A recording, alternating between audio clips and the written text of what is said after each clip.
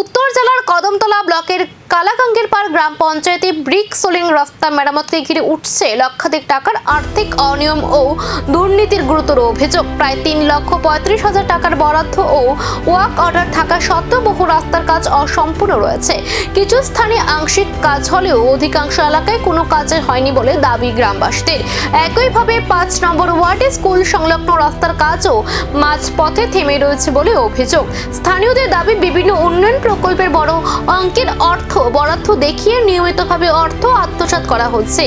একাধিকবার ব্লক প্রশাসনকে জানানো হলেও কোনো কার্যকর ব্যবস্থা নেওয়া হয়নি বলে অভিযোগ গ্রামবাসীদের। গ্রাম পঞ্চায়েতের 3 নম্বর ওয়ার্ড, এই ওয়ার্ডে এই কালাঙ্গিরপাড়া গ্রাম পঞ্চায়েতের একটা ওয়ার্ক অর্ডার করা হয়েছিল যে ব্রিক সোলিং মেরামতের নিয়ে, সোলিং রাস্তা রিপেয়ারিংয়ের নিয়ে একটা ওয়ার্ক অর্ডার করা হয়েছিল। তাছাড়া এই ওয়ার্ক অর্ডারের ভিত্তিতে 3 নম্বর ওয়ার্ডে 73,871 টাকার একটা ওয়ার্ক অর্ডার হয়।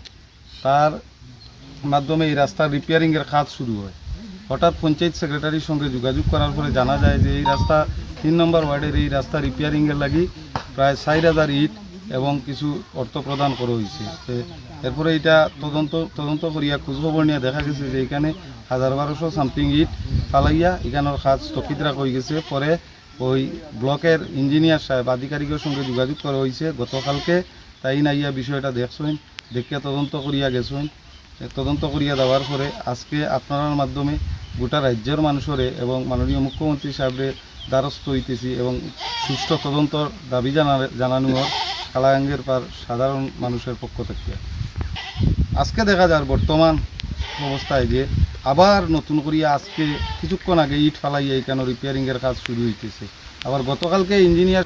এখন প্রশ্ন উঠছে, এই অভিযোগের তদন্ত কি সত্য উদ্ঘাটন করবে নাকি আগের মতোই ধামাচাপা পড়ে যাবে গোটা ঘটনা? প্রশাসনের পরবর্তী পদক্ষেপের দিকে তাকিয়ে এলাকাবাসী।